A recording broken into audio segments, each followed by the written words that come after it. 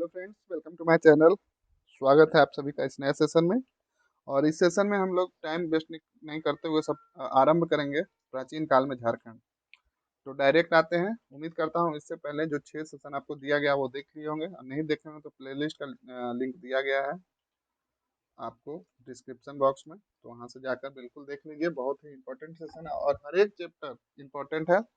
ज़्यादा आपको कोई बड़ा सेशन नहीं है, सभी सेशन को देखिए बहुत कम समय में। चाहे तो आप स्पीड को 1.25 या 1.5x पे भी देख सकते हैं, तो आपको टाइम कम लगेगा। और ये बहुत ही अच्छा सेशन है आपको रिवीजन करने के लिए। इस बुक को, आपके पास बुक है तो भी रिवीजन के लिए वीडियो से देख सकते हैं, और अगर बुक नहीं है तो भी आप इसके माध्यम से आपको बिल्कुल लाइन बाय लाइन कुछ भी छोड़ा नहीं जा रहा है। इसमें सारे जो भी कंटेंट है सभी को कवर किया जा रहा है। तो चलिए इसमें देखते हैं। प्राचीन काल में तो मौर्य काल, डिवीजन इसका देख लीजिए। प्राचीन काल का, फिर मौर्योत्तर काल, फिर गुप्त काल, फिर गुप्तोत्तर काल।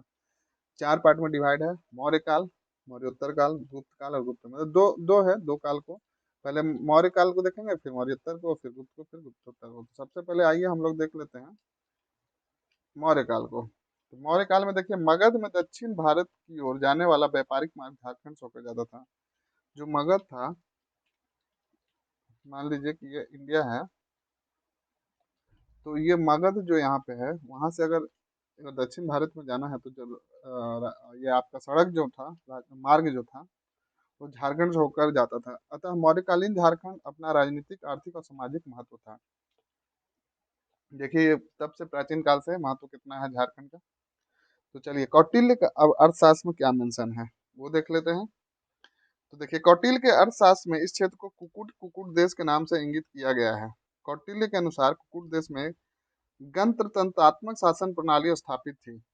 कौटिल्य के अर्थशास्त्र के अनुसार चंद्रगुप्त मौर्य ने आटविक नामक एक पदाधिकारी की नियुक्ति की थी जिसका उद्देश्य जनजातियों नियंत्रण। और यहाँ जहाँ भी कलरफुल दिख रहा है या स्टार लगा हुआ, उसको ज्यादा फोकस कीजिएगा, क्योंकि ये क्वेश्चन या तो आ चुका है या आने की प्रबल संभावना है।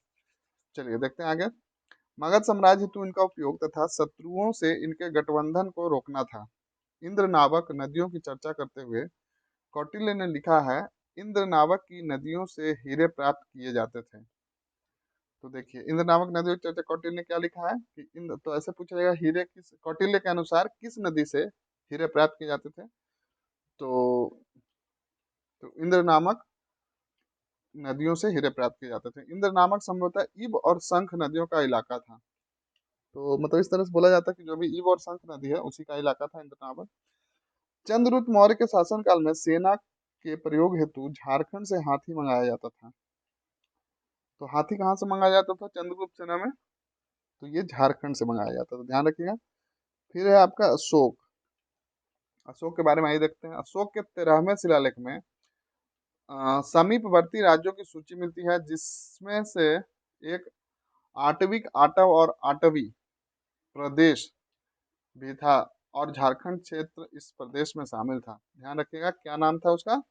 13वें शिलालेख से में जो सीमावर्ती राज्यों की सूची मिलती है, उसमें एक आटविक या आटव या आटवी प्रदेश था, जिसका मतलब क्या होता है, बघेलखंड से उड़ीसा के समुद्र तट तक विस्तृत था ये। ठीक है, अब आगे देख लेते हैं। अशोक का झारखंड की जनजातियों पर अप्रत्यक्ष नियंत्रण था। अशोक का झारखंड की जनजातियों पे अप्रत्यक्ष नियंत्रण था। मतलब वो नियंत्रित करके, प्रत्यक्ष रूप से नहीं, मतलब डायरेक्टली नहीं बल्कि इनडायरेक्ट रूप से अशोक का जो झारखंड में जनजाति थे उन पर नियंत्रण था। अशोक के पृथक कलिंग शिलालेख 2 में वर्णित है कि इस क्षेत्र की अविजित जनजातियों को मेरे धम्म का आचरण करना चाहिए ताकि वे लोक व परलोक प्राप्त कर सके। अशोक ने झारखंड में बौद्ध धर्म के प्रचार हेतु रक्षित नामक अधिकारी को भेजा था। फिर नोट है, झारखंड में अशोककालीन कला का विवरण प्राप्त नहीं हुआ है।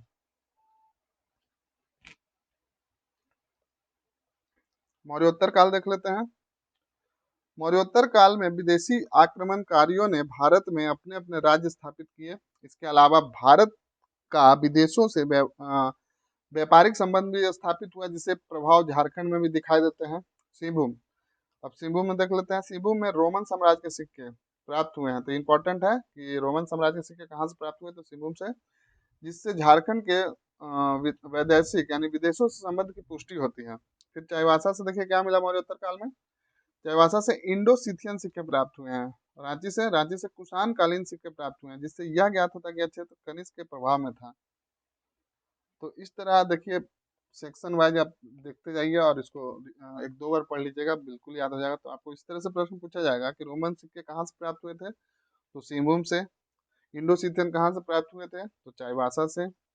और रांची से क्या प्राप्त हुआ था, कुषाण कालीन। तो इससे पता चलता है कि कनिष्क का प्रभाव उस समय इस क्षेत्र पे था। और ये कहाँ से प्राप्त हुआ है कनिष्क कालीन, कुषाण कालीन, तो ये रांची से। अब देखिए गुप्त काल देख लेते हैं।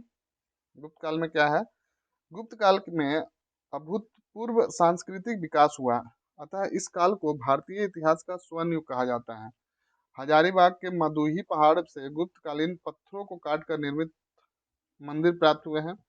झारखंड में मुंडा, पाहन, महतो तथा भंडारी तथा गुप्त काल की देन माना जाता है। समुद्रगुप्त, गुप्त वंश का सर्वाधिक महत्वपूर्ण शासक समुद्रगुप्त था। इसे भारत का नेपोलियन, काफी बार ये प्रश्न पूछा गया है अलग अलग एग्जाम में, नेपोलियन कहा जाता था। इसके विजयों का वर्णन प्रयाग प्रशस्ति, इलाहाबाद प्रशस्ति में मिलता है। प्रयाग प्रशस्ति के लेखक हरिसेन हैं। इन विजयों में से एक आटविक विजय भी था। झारखंड प्रदेश इसी आटविक प्रदेश का हिस्सा था। इसे स्पष्ट होता है कि समुद्रगुप्त के शासनकाल में झारखंड क्षेत्र उसके अधीन था। समुद्रगुप्त के पुंड वर्धन को अपने राज्य में मिला लिया, जिससे झारखंड विस्तृत क्षेत्र शामिल था। समुद्रगुप्त के शासनकाल में छोटा नागपुर को मुरुण देश कहा गया है। चंद्रगुप्त द्वितीय विक्रमादित्य, तब इनके बारे में देख लेते हैं। चंद्रगुप्त द्वितीय का प्रभाव झारखंड प्रदेश में भी था। इसके काल में चीनी यात्री फायान 405 ईस्वी में भारत आया, जिससे झारखंड क्षेत्र को कुकुटलाड कहा गया है। तो ध्यान रखिएगा, झारखंड क्षेत्र को फायान ने क्या किया, तो कुकुटलाड कहा। गुप्तकालीन पुरातात्विक अवशेष, तो देखिए मधुरी पहाड़ कहाँ है, हजारीबाग में। सतगामा कहाँ है, कोडरमा में। पिठोरिया कहाँ है, रांची में। तो इस तरह से याद रखें। तो पिठोरिया रांची से पहाड़ी पर स्थित कुआं मिला है। सतगामा कोडरमा से मंदिरों के अवशेष उत्तर गुप्त काल से संबंधित मिले हैं। मधुरी पहाड़ से पत्थरों को काट कर बनाए गए 4 मंदिर मिले हैं। मधुरी पहाड़, हजारीबाग। तो इस तरह से आपको पूछा जा सकता है कि मधुरी पहाड़ कहाँ है, जहाँ से पत्थरों को काट कर बनाए गए 4 मंदिर प्राप्त हुए। तो ये हजारीबाग। अब आगे है गुप्तोत्तर काल, तो आइए इसको देख लेते हैं। तो इसमें गुप्तोत्तर में पहला जो है वो है शशांक। तो गौड़ पश्चिम बंगाल का शासक शशांक इस काल में एक प्रतापी शासक था। शशांक के साम्राज्य का विस्तार संपूर्ण झारखंड, उड़ीसा तथा बंगाल तक था। तो देखिए शशांक का साम्राज्य विस्तार कहाँ तक था, इस तरह से एक रफ डायग्राम बनाते हैं इंडिया का। तो देखिए झारखंड यहाँ पे आपका इस तरीके से देखा जाए तो बिहार बिहार, झारखंड और उड़ीसा, मतलब ये बोला पूरा बोल सकते हैं आप। यह बंगाल का पहला स्वतंत्र शासक था, जिसकी राजधानी कर्ण, स्वर्ण, मुर्शिदाबाद पश्चिम बंगाल थी। शशांक ने अपने विस्तृत साम्राज्य को सुचारू रूप से चलाने के लिए 2 राजधानियां स्थापित की। संथाल परगना का बड़ा बाजार और दूसरा था दुलमी, पुरुलिया, पश्चिम बंगाल।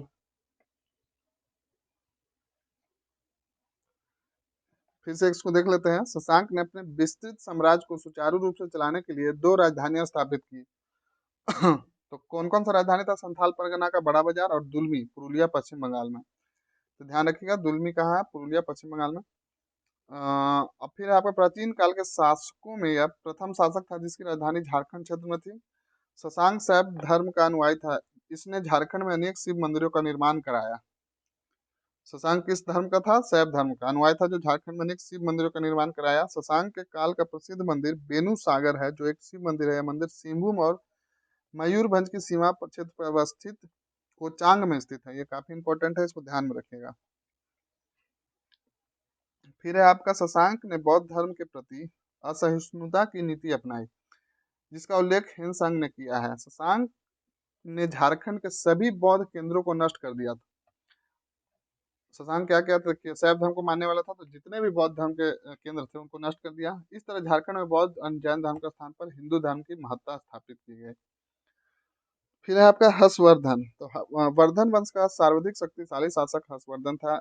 इसके साम्राज्य में कांजांगल यानी राजमहल का कुछ भाग शामिल था। जांगल राजमहल में हर्षवर्धन हिमसांग से मिला। हिमसांग ने अपने यात्रा वृत्तांत में राजमहल की चर्चा की है।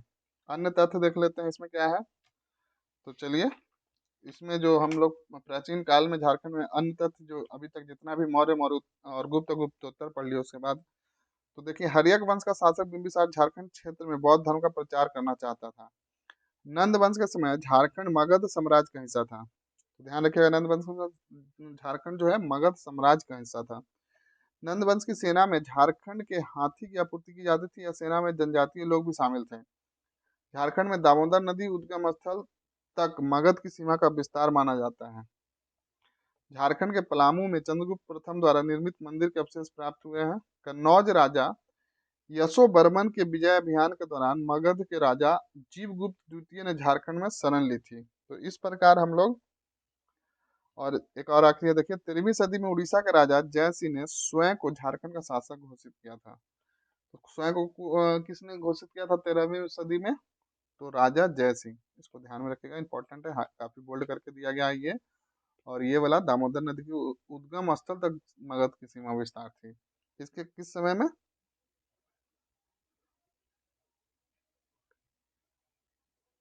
मगध मतलब मगध जिस समय था, मौर्य मौर्य काल था, उस समय आपको उसकी सीमा दामोदर नदी के उद्गम स्थल तक था। तो चलिए, यहाँ पे हम लोग इसको फिनिश किए।